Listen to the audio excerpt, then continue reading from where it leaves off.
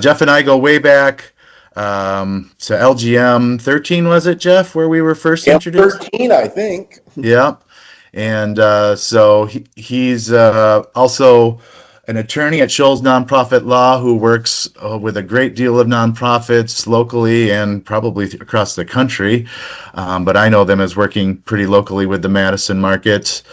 Jeff and I also have a common bond as well. He was a UW Wisconsin swimmer, and my daughter will soon be a UW Wisconsin swimmer next year. So that's just one more connection that I have to Jeff. And Jeff's a great speaker. He'll have some great information for you all. And without further ado, Jeff Femrite from Scholz Nonprofit Law. Take it away, Jeff. Thank you. Good morning, everybody. I want to thank the folks over at Numbers for Nonprofit, Nick and Becca and Ella, for help putting this together.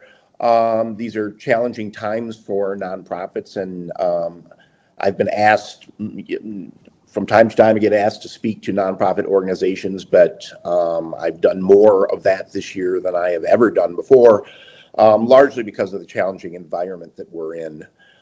So happy to be here this morning. I have to tell you, about a half an hour ago, I was in a full panic because I got to the office and our office Wi-Fi was down. And I'm like, I'm supposed to talk to a bunch of people in 30 minutes. And so our landlord at Delta Properties loaned me their conference room, but more importantly, their Wi-Fi signal. So a big shout out to Delta Properties. If any of you, there's a Delta Properties is the old warehouse space down by the Kohl Center, by the Echo Tap. People seem to know where the Echo Tap is. So we've got a lot of nonprofits in these buildings here. So if you're ever looking for space, think about them. It's a good place. So if it's okay with everybody, I'm going to put a PowerPoint up. Ella, is that okay with you? Yep. Okay, here we go. All right, share screen.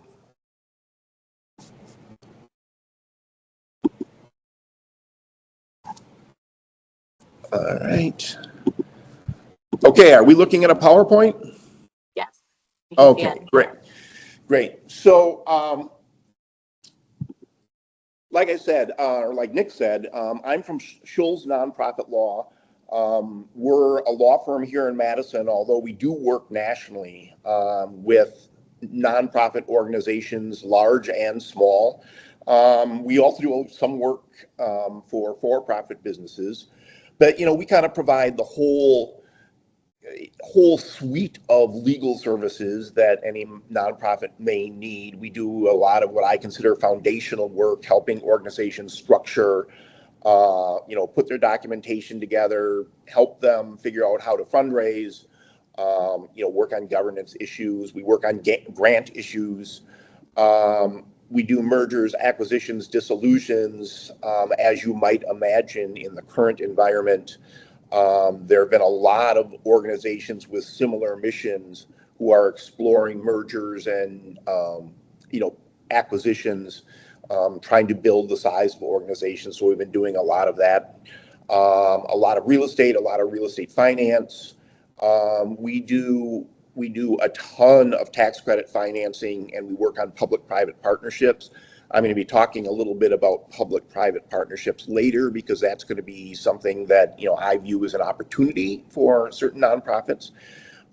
We do affordable housing, we do impact investing, and then finally we do kind of the general business law that everybody needs to do, whether you're a nonprofit or not. Employment issues. We want to lease an office space. Those types of things. So. We've got 5 lawyers. We work with all kinds of nonprofits, and so if anyone's interested, reach out. So the name of my little presentation this morning is "May You Live in Interesting Times." And if you don't know where that quote comes from, it is an old Chinese curse. It's not meant to be positive. It's meant to be a curse. And we certainly are interested, working in interesting times right now. Over the next 40 minutes or so, what I'm going to do is kind of talk about what the Trump administration is trying to do. This isn't happening in a vacuum. They actually have policy objectives. And I think it's important for organizations to understand what the objectives are, because it's very easy to get caught up in our own drama, and our grant funding got cut, and are we going to be able to make payroll, and are we going to have to limit services or let people go? And those are all kind of very tactical challenges that the organizations have to face. But I think it's important to kind of take a step back sometimes and kind of really understand the goals. And sometimes when you understand the goals, it can make navigating the waters a little bit easier. So I'm going to kind of talk about some general goals of the administration, and then some specific legislative and administrative actions that the Trump administration has taken. And then I'm going to talk about a little bit about strategies for that, advice that we're giving to our clients in how to work in the current environment. And then finally, I'm going to end up on a couple of hopeful notes. There's not a ton, but there's some hopeful notes and some opportunities that have presented themselves, and some things that we need to think about as we move through the next 3 years or so. So anyways, may you live in interesting times. So the Trump administration is using power in a way that no administration has ever used before to advance its policy objectives. So what are its big strategic goals? Without getting down in the weeds, what are the types of things the Trump administration is focusing their energies on? First is to reduce the size of the federal government, and to reduce federal spending. Okay. Now, because of their priorities, the way that they are trying to achieve that first goal is by largely eliminating or reducing discretionary spending in certain areas. And those areas are social services, healthcare, environmental protection, education, some others. That impacts us as nonprofits because these are areas where nonprofit organizations are largely active. And that's why the last 10 months have been so surprising in many ways, and certainly challenging, because the focus of the Trump administration's policy goals are impacting the types of organizations that work in these areas. In addition, they are pushing for policy outcomes and accountability. We're early into this, and so some of the things that we've seen, limitations on grants, kind of disruption of grant funding, those are early days. I think what as we move forward, as we move forward into kind of the next couple of years of the Trump administration, be on the lookout and start thinking about having your programming framed with more accountability. I think we're going to see increased efforts to measure performance and to provide more accountability for grant programs. The information that we're looking at looks like we're going to see more and more like pay for success models. For those of you who don't know what those are, an example of that would be, instead of getting, let's just say you're focused on reducing truancy in an urban area, and you want to, you have an opportunity for a $3 million grant to, in your efforts to reduce truancy. What that might look like in the future on a pay for success model is to get your $3 million grant, the way you might have to approach that is to get some initial startup funding from a foundation or some kind of other social enterprise. Say you get a $2 million funding from a foundation, and then you take that $2 million and then you kind of identify what your specific goals, and I'm just making this up, but let's just say we want to reduce truancy in our large urban area by 60% and over a period of 2 or 3 years. And then you use those resources and run your programming. And then when you can demonstrate on the back end that sure enough, you've actually achieved those goals, that truancy has in fact dropped in a dramatic fashion in the way that you said it was going to drop, then the funding comes in almost as a reward, a pay for success model. So, don't be surprised if you start to see more and more of these types of programs that are tied to a success model, down the road. You're also going to see a lot more state and local control. The federal government is going to get out of the business of grant funding, and I think you're going to see efforts to have more block granting. The theory that the needs of Portland, Maine are going to be different than the needs of Portland, Oregon. And by block granting funds to states and to local control, the government funding is going to be, more targeted to a specific community and therefore more successful. I think we're going to see a lot more faith-based, encouragement of faith-based organizations and funding for faith-based organizations. And then another, and I kind of alluded to this 10 minutes ago, is that I think we're going to see some public-private partnerships where funding is going that having private organizations and public organizations working together, might be an opportunity to secure some funding. And, in the type of work that I do, like I said, our firm does all kinds of things, but I do a lot of work with communities and a lot of work on economic development type issues. And, there's starting to be there's quite a bit of rumbling around, maybe these are the public-private partnership model is something that is going to be more favored going forward. And there might be opportunities there to leverage those relationships. So, keep your eye on that particular ball. The other thing they're trying to do is clearly limit, support for foreign aid. We've seen that in, the elimination of USAID, and they are certainly focused like a laser beam on Gaza, and we're going to talk a little bit about that in a couple of minutes. But they're, for organizations that are outwardly focused, they are going to be more challenged than domestically focused organizations. So keep an eye on that, and then obviously, and maybe number one, maybe I shouldn't have put this last, maybe I should have put it first, they're going to prioritize law and order and border security.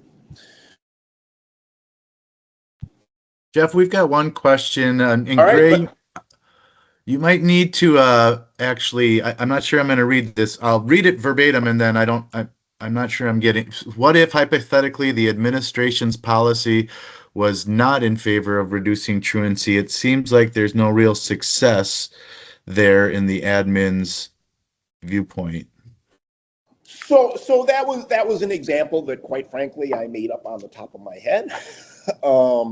Yeah, I get that. My concern is more that there are some aspects of the policies that are basically directly in opposition to some of the organizations, like voter rights or things like that kind of thing. And I guess my question is if your advice was to focus on accountability, but if what we're showing is that we're succeeding at a mission that is against what the administration's policy is, it feels like there's no real way to pay for any kind of success, because our success would not be viewed as other people's success. Yeah, that. It may have been a rhetorical question too. Yeah, it is a little bit of a rhetorical question. I guess, and to the extent that I wasn't clear,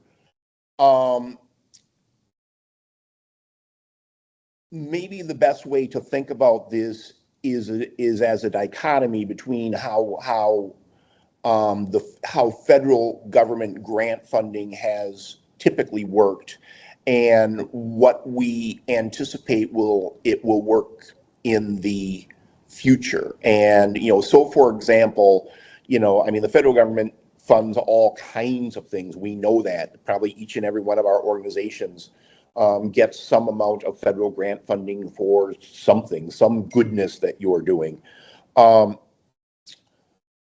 In the past, you applied for a grant to whatever agency you're applying to and say, we are going to undertake this goodness.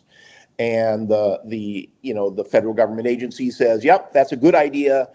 Here's some money to do that, right? And then you take that and and you've got compliance requirements, reporting requirements, but largely you get your money up front and then you use those resources to go out and advance your mission.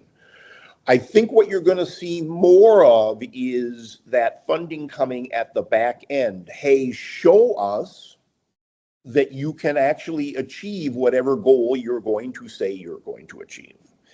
And when you've done that, we will reward you for that by, giving you money for, in my example, reduced truancy.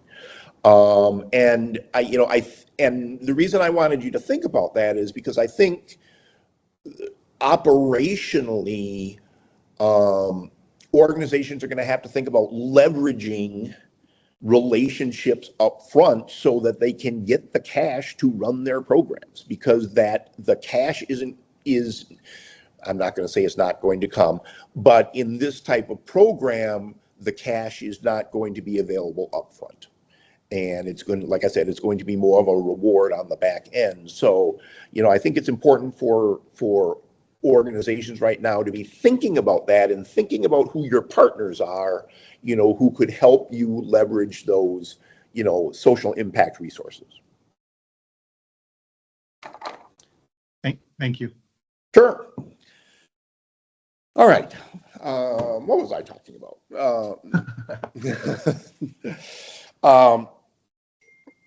Okay, so all right, so we talk generally about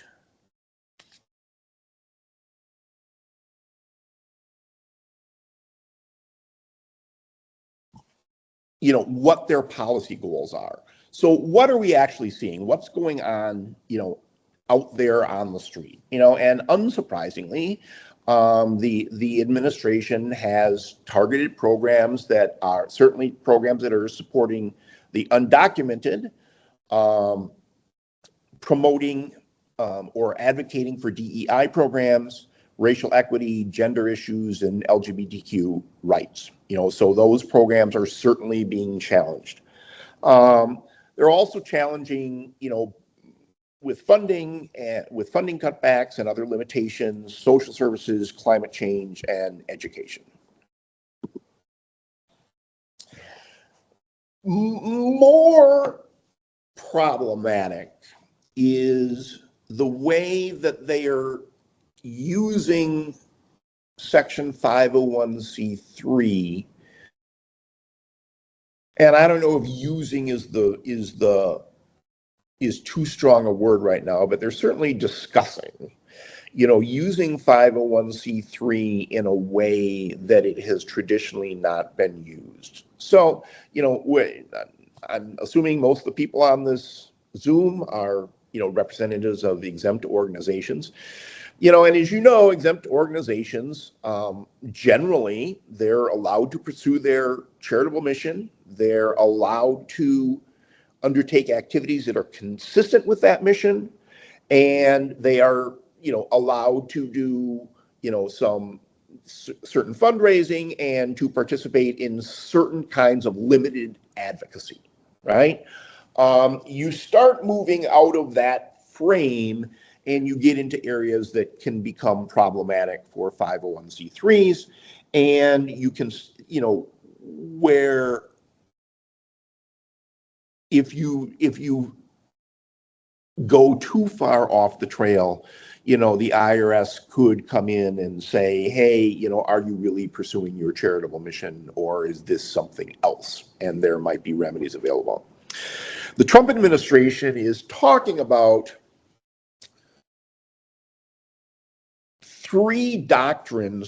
about using three doctrines in ways that they've never been used before.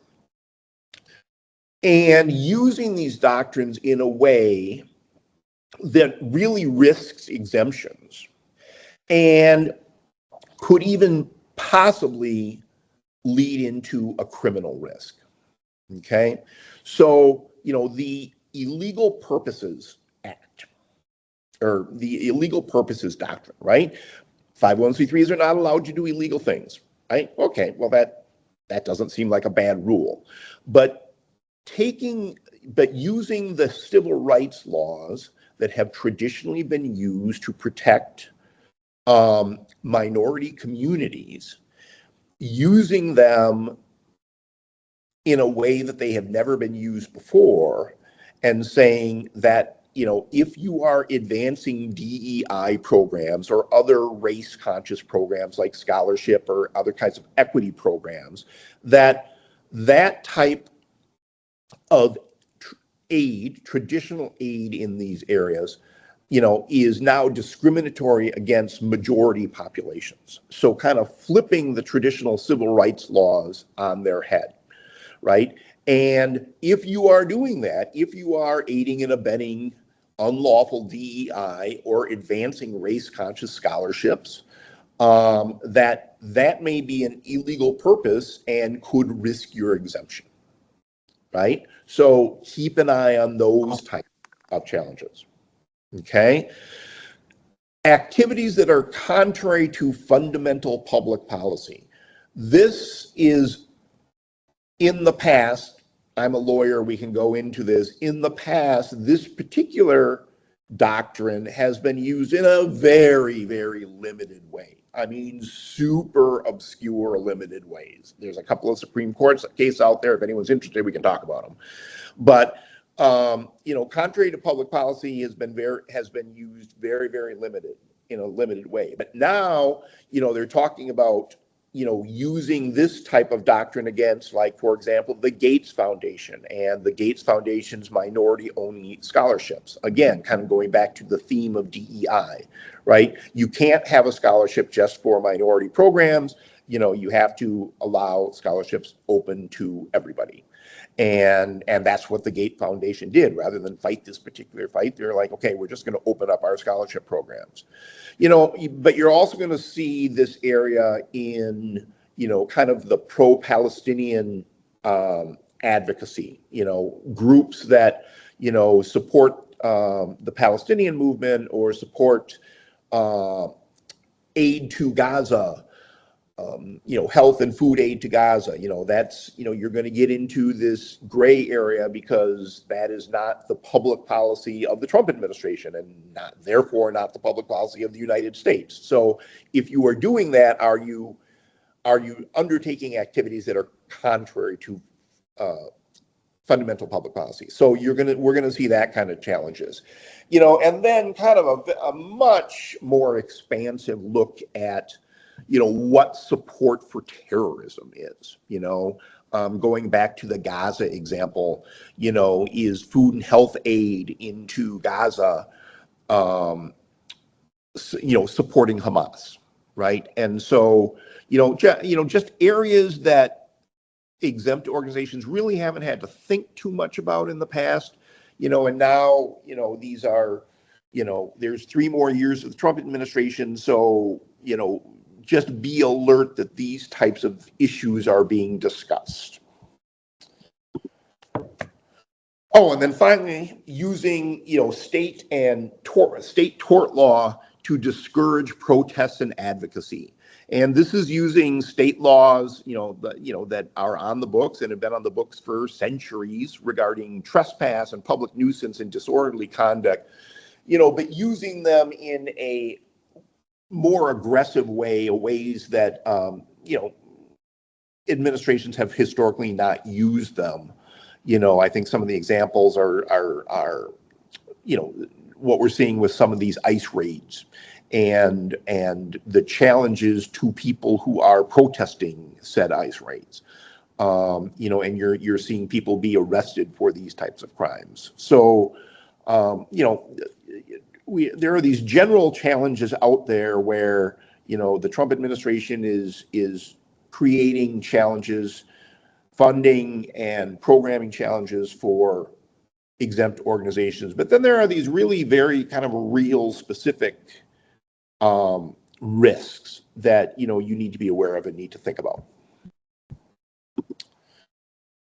All right, so what exactly? So we've been talking about, the Trump administration is doing these big things, and they're talking about doing these very kind of having these very specific remedies, using 501c3 or using state tort laws, but what have they actually done? Obviously Doge at the beginning of the year went in and created chaos among the grant funding community. Those, I'm sure, organizations, all of a sudden your funding just stopped for no particular reason. That was really haphazard. And a lot of those issues have been worked out, but, at the beginning of the year, that was something that, I'm sure your organizations were already dealing with.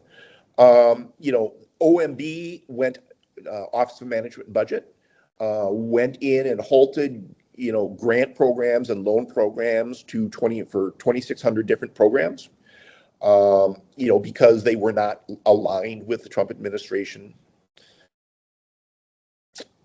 You're also seeing the Trump administration using the federal regulations in a way where if there are loopholes or there are ways to slow the grant process, that they have been taking advantage of those particular opportunities. And then we've seen the cut to foreign aid, university research, etc. It looks like I have foreign aid twice there. In addition, for those of us who are old enough to remember, there's this act out there called the Personal Responsibility and Work Opportunity Reconciliation Act of 1996. Those of us who are old enough to remember probably remember this as President Clinton's Welfare Reform Act. And it was a big act, I think, in the second half of his second administration. But in that act, which was a reform act for public benefits, there was a limitation that no federal public benefits go to undocumented individuals. So that law has been around for a long time, and welfare has not been available to people who are undocumented. But on July 10th, the Trump administration dramatically increased the scope of that particular law in a way that it never had before, and expanded the programs that are subject to this limitation. And so now we're seeing kind of storied programs, like Head Start and community health centers, Title X family planning, SNAP, Pell Grants, workforce training programs. The limitation to documented citizens, citizens and green card holders, to take advantage of these programs, you have to be a citizen or a green card holder, and organizations running these programs, are not supposed to be assisting the undocumented. In addition, we've been hearing a lot about rescission. And one of the challenges with the shutdown that just ended yesterday was Democrats' concern over working with a Republican administration, a Republican Congress on rescission. And basically what rescission is programs that have already been approved and funded, and having the administration elect not to spend the money that was allocated. And so on July 24, 2025, so a couple months ago, Congress passed, the president signed the Rescission Act of 2025.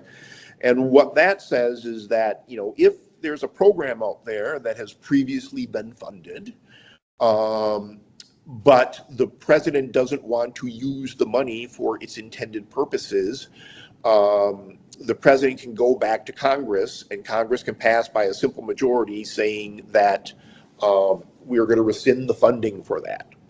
And the examples that we've already seen for that is foreign aid and obviously public broadcasting. So there's actually a legislative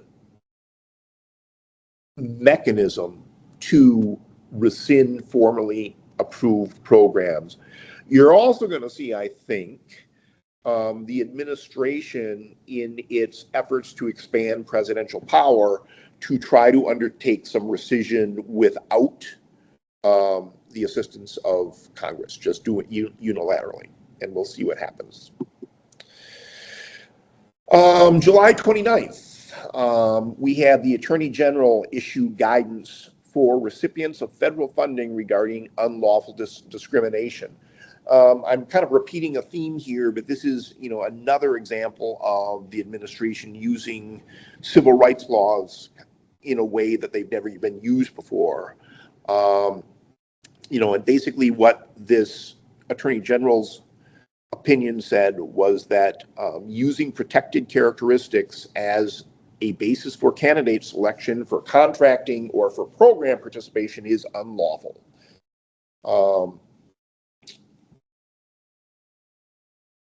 So again, this is all coming from a place where they're very skeptical of race-based and gender-based programs.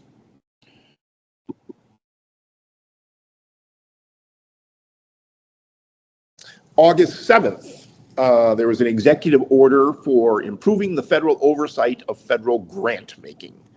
And again, this is an executive order, not a piece of legislation, but right now, this power is being exercised. So it creates a process for the agency heads to approve discretionary funding for community-based organizations. So it gives the agency heads the power to take another look at programs, that have already been funded. Permits cancellation rate mid-grant, and prohibits funding for anti-American values, including racial preferences, illegal immigration, and it requires that all grants be aligned with the president's priorities. So variations on a theme. Starting to look at the 2026 budget, it seems to be going nowhere right now, but as currently drafted, the president's 2026 budget calls for a 44% reduction in HUD. That's a lot. I don't think it's realistic, and we're going to talk in about 2 minutes about what happened with the big beautiful bill, because there were suggested reductions in HUD funding there. But this is the one area of bipartisan support, at least at this point. I think there's a recognition not only here in Wisconsin, but in other states around the country, that there really is a challenge for affordable housing in the country, and that's just not a Wisconsin thing. It's not just an urban thing. It's a urban rural, and it's all over the country. And so I think, despite the fact that there was a proposal for a dramatic reduction in HUD funding, I would be surprised if there was much reduction in HUD funding, and we're going to talk about that in a minute. Again, there's, and you're going to see this was in the HUD budget, but I think you're going to see it in other programs as well, imposing limitation, so social services, benefits, You're going to see this in housing. You're going to see it with SNAP. You're going to see it with Medicaid for sure. Imposing limitations, usually a 2-year limitation on federal assistance for able-bodied adults. So those types of limitations are coming as well. And then we have the big, beautiful bill that, rescinded funding for, many green and climate-related programs. So I've been talking about all the challenges that we face. How do we work through this environment? What are we telling clients? So first of all, I was on a panel earlier in the year, and I talked about how it was important for exempt organizations to understand that they need to work in the environment that we are in, not the environment that we want to be in. And that might require at this point a certain amount of discretion, and a certain amount of rethinking about how we do things, and certainly rethinking about how we talk about things. And someone, a good friend of mine who was on the panel with me, someone I've known and worked with for years, when I was done talking, she just, she said, I couldn't disagree with you more. And she was of the opinion that, we need to fight, and we need to, fight every battle, and, storm the castle, and take to the streets. And I'm not entirely sure that's practical, but she disagreed with my opinion that said, maybe we should think about this a little bit more tactically. But as part of that discussion, and as just so you people know, that those fights are ongoing, right? Maybe us here in Wisconsin, in our world where we're focusing on our very focused charitable mission, it's like, boy, we'd like to fight, but we don't know how. I think it's important to remember that on a national stage, working their way through the courts right now is litigation on all fronts. Basically the areas where we are facing challenges. There's litigation, very well-funded litigation with very good lawyers picking very specific and useful cases to fight these challenges through the courts. So it's not like we're doing nothing. There is well-funded litigation, and so those battles are ongoing. I think we're going to need to look more and more to state funds and private philanthropy. Private philanthropy is not a solution to everything, because there's just, it will be impossible for private philanthropy to replace the funding that the federal government provides. But, nevertheless, looking at other opportunities for funding through the state, through your municipality, through private philanthropy, through public-private partnerships, through partnerships with other organizations, being creative during this time is going to be important. And I would encourage everybody to focus on your mission, and more importantly, on your description of your mission. In my discussions with exempt organizations that we work with every day, I encourage our clients to drill down and think about what you actually do. At its core, what do you actually do?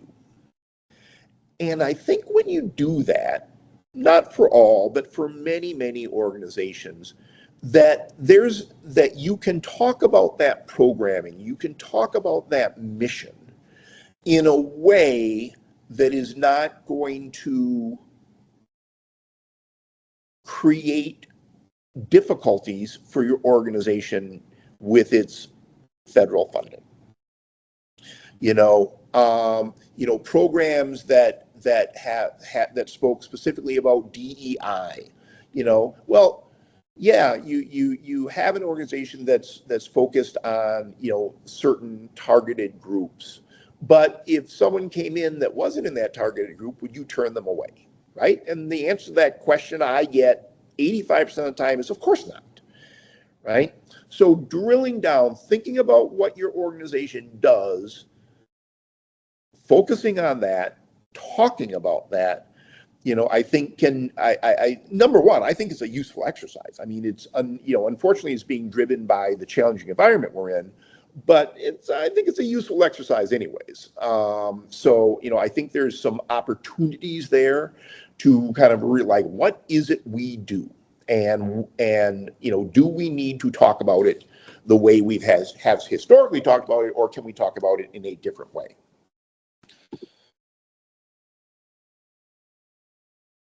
This is basically what I was saying. Let's not talk about protected characteristics. Let's just talk about helping people.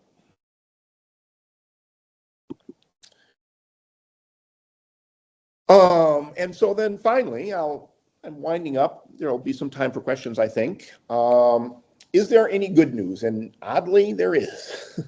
I talked a little bit about this, and I said I'd come back to it in 2 or 3 minutes, and here I am. The current budget proposal from the Trump administration for 2026 calls for a 44% reduction in the HUD budget. We talked about that. But the big, beautiful bill left the HUD budget completely intact. And in fact, expanded low-income housing tax credits. So, in the area of housing, like I said, there seems to be a consensus nationally, bipartisan, that the cost of housing in the United States is a problem and we need to target resources on it. So, there are some opportunities in the housing area. I don't know how many of you work in the tax credit area, but they've expanded low-income housing tax credits. Specifically, they've increased. There's a 12% increase. There are 2 kinds of tax credits, 9% tax credits, 4% tax credits. We won't get into the technicalities, but on the 9% credits, the funding for that has increased 12%. For rural and tribal areas, there's a 30% basis boost. And what that means is for every dollar of spending, you can get $1.30 of investment income.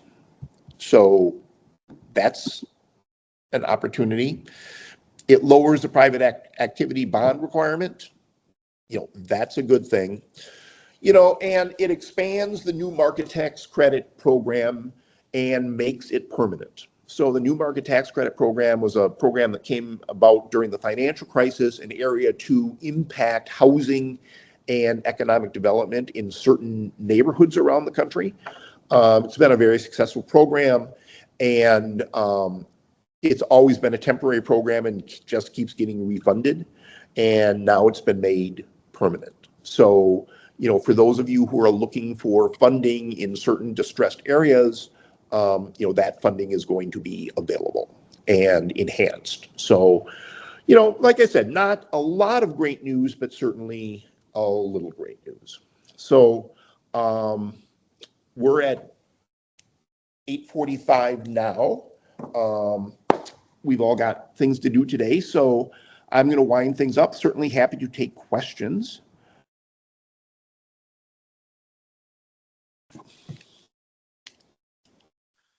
Hang on, Jeff. While we wait for some questions to trickle in, I'll just add, Jeff, when you were talking about, we really got to look at who we are, what we are, plug for the accounting side of things. Budget season is the time to do that on the financial side. Is just to really put your numbers together and determine what really is important in the coming year for you to accomplish, and how are you going to fund that, and making sure that you have the reserves if you're going to dip into those, or balance the budget accordingly. I I just did a speech earlier for Wisconsin literacy presentation last week, and that was the conversation that I shared was, whatever you want to do, now is the time to think about it and use this as a base to jump off of.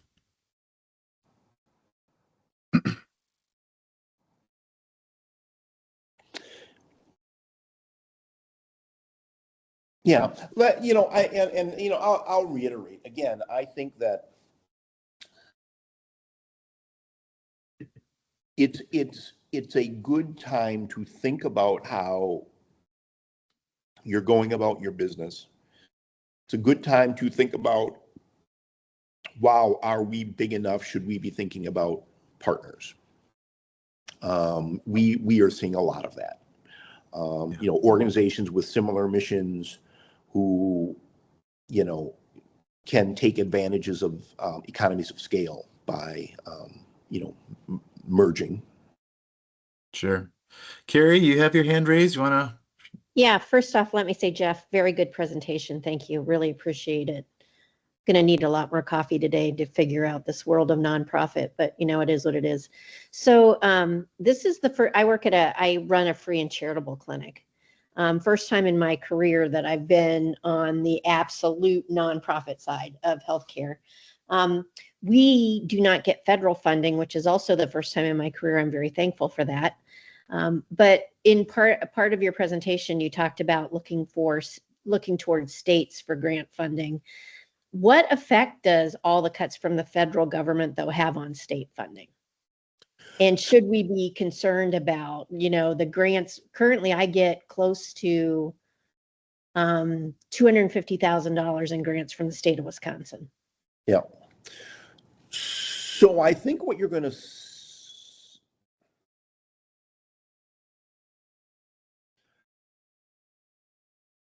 I think what you can anticipate is that I think what we can all anticipate is there's going to be less federal funding available. But let me rephrase that. Well, no, I'm not going to rephrase that. There's going to be less federal funding available. But not only that of the federal funding that remains, less and less of it is going to take the form of kind of the direct federal grant funding that we have seen. And what you're going to see is more block grants to the states.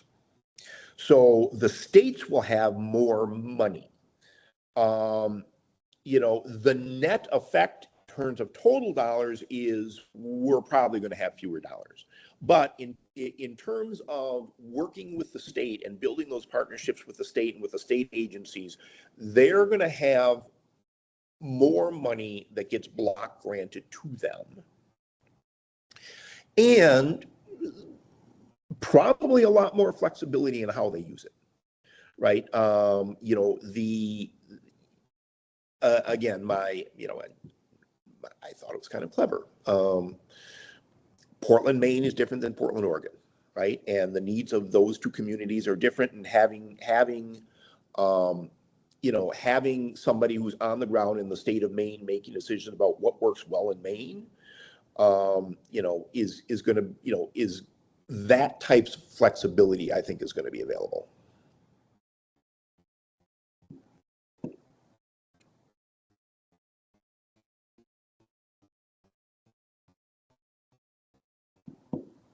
Laura, go ahead.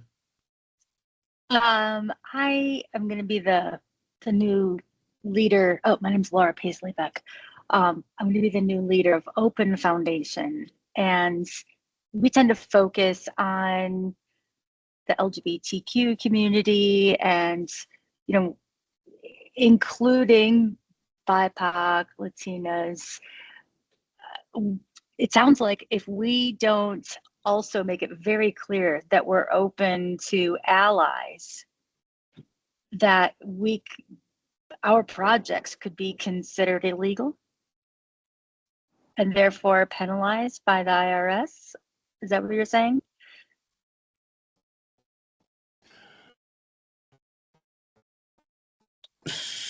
So in your particular example, Mhm. you have you like two big challenges jump out at me, right? Yep. The first is, let's talk about legal, illegal, right? There Yeah. is certainly efforts taking place at the federal government on the transgender issue and providing support for transgender minors and financing of medical services to the transgender to minors who are transgender. And whether and there are certainly elements of the Trump administration who would like to identify those types of medical services as child abuse, as a Mhm. as a legitimate crime that someone can go to jail for. So that's a real risk, right? And don't discount that risk. Those are advancing programs that are talking about transgender care for minors. That's a risky area, subject to real illegality. On a less dramatic basis, if you're continuing to get funding that is focused simply on LGBTQ, BIPOC communities to the exclusion of others, no one's going to go to jail for that. But what you do risk is federal funding, and you also risk the IRS using those three doctrines that I talked about, Mhm.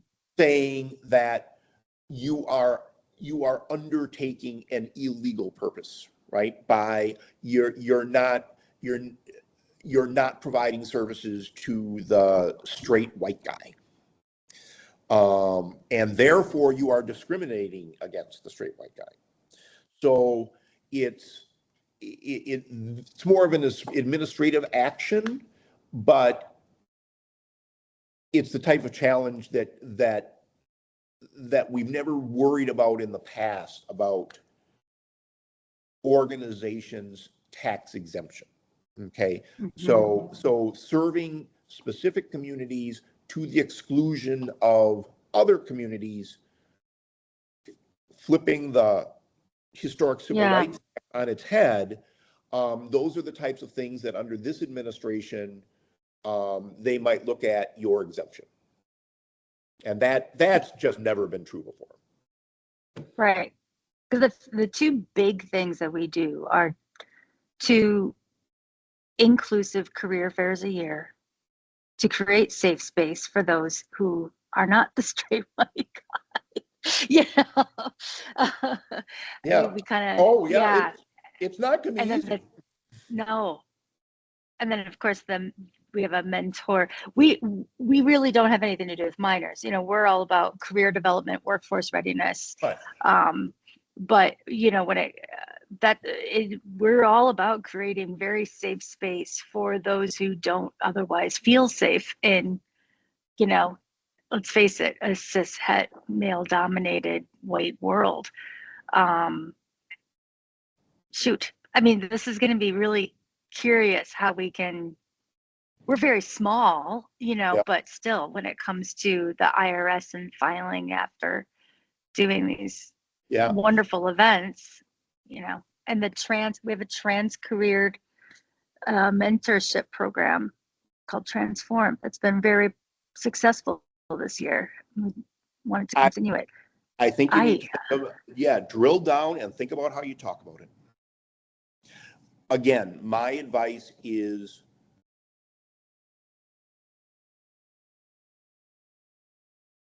you need to work in the environment that we're in. Yeah. Right. And that Right. creates all kinds of challenges and but like really drilling down and cutting to the core how you talk about what you do and just based on the short conversation here, my guess is that your organization isn't terribly exclusionary.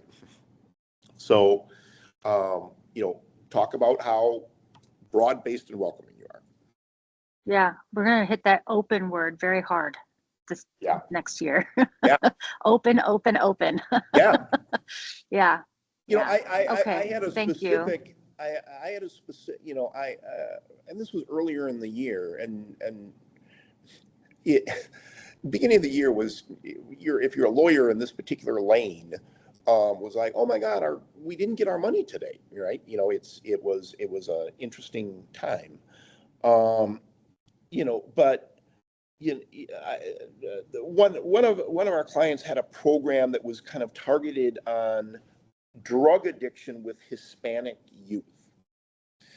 And I asked one simple, it's like, oh my God, it's like, DEI and I said, if a white kid comes in and asks you for help, are you turning them away? And they're like, of course not. I'm like, done. Just say that, right? We're helping youth with drug addiction. Modify how you talk about it, right? Yes, that was your initial goal, was because in this particular community, that was a challenge, right? And they recognized the challenge. That's how they got their funding. But as a practical matter, they were never going to turn any kid away. So. Yeah. Okay. Thank you. I think we're going to have to wrap up on that one, Jeff. Thanks so much for your time today. Thank you, everyone, for attending.